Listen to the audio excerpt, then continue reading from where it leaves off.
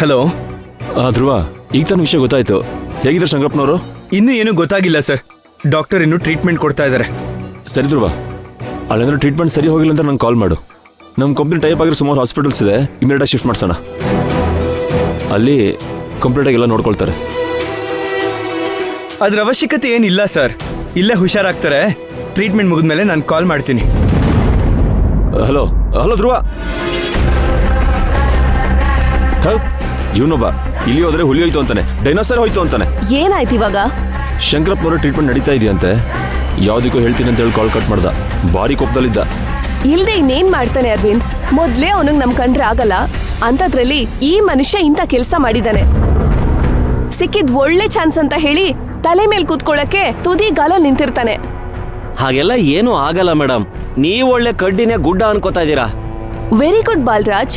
ನೀವ್ ಅನ್ಕೊಂಡಂಗೆ ಇದು ಬರೀ ಕಡ್ಡಿಲೆ ಮುಗಿದ್ರೆ ಒಳ್ಳೇದು. ಇನ್ಫ್ಯಾಕ್ಟ್ ನಿಮ್ಗೂ ಒಳ್ಳೇದು, ನನ್ಗೂ ಒಳ್ಳೇದು.